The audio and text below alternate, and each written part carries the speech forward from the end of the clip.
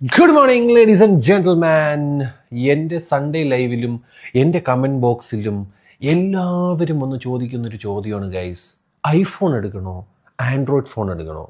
Especially S25 Ultra, S24 Ultra, ഇതേപോലത്തെ Xiaomi 15 Ultra, Vivo X200 Pro തുടങ്ങിയ phone എടുക്കണോ iPhone എടുക്കണോ എന്നുള്ള ചോദ്യം ഒരുപാട് ഞാൻ കേൾക്കാറുണ്ട്. ആ കേൾക്കുന്ന ചോദ്യത്തിനുള്ള ഉത്തരം പറയാനാണ് ഞാൻ ഈ വീഡിയോ ഇടുന്നത്. ദൈവത്തിന് ഓർത്ത് ഇനി മേലെ എൻ്റെ അടുത്ത് ചോദിക്കരുത്. എനിക്ക് ഇതിൽ നിന്നും നല്ലതായിട്ട് എനിക്ക് പറഞ്ഞു തരാനില്ല. ലൈവിൽ തന്നെ ഞാൻ പറയാറുണ്ട്, പക്ഷേ അത് കുറച്ച് പേരെ കേൾക്കുന്നുള്ളൂ. സപ്പോസ് നിങ്ങളുടെ കയ്യിൽ ഐഫോൺ ആണോ ഉള്ളതെന്ന് വിചാരിക്കുക. നിങ്ങൾക്ക് വേറൊരു ഫോണിലോട്ട് മാറുക, അത് എസ്പെഷ്യലി ആൻഡ്രോയിഡിലോട്ട് മാറാൻ നിങ്ങളെ കൊണ്ട് പറ്റൂലടേ.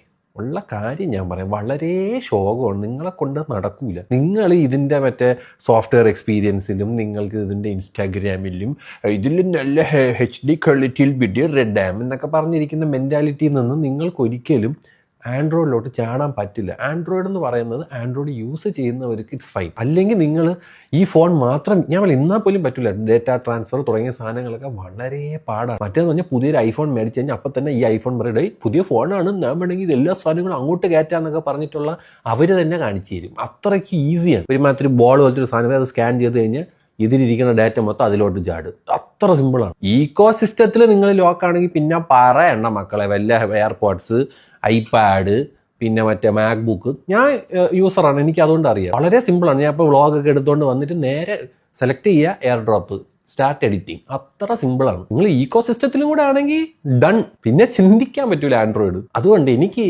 പറയാനുള്ളത്, ദൈവത്തിന് ഓർത്ത് ഇനി ആ സാധനം വന്നിട്ട് അടുത്ത് ചോദിക്കരുത്. എനിക്ക് ഇതിൽ നിന്ന് നന്നായിട്ട് പറഞ്ഞുതരാൻ അറിഞ്ഞുകൂടാ. നിങ്ങൾ ഐഫോൺ യൂസർ ആണെങ്കിൽ നിങ്ങൾ പുതിയ ഐഫോണിലോട്ട് മാറണേ. വില കൂടുതലാണെന്നുള്ള കേസ് എനിക്കും അറിയാം, പക്ഷെ കാര്യമില്ല. You are low, you are trap.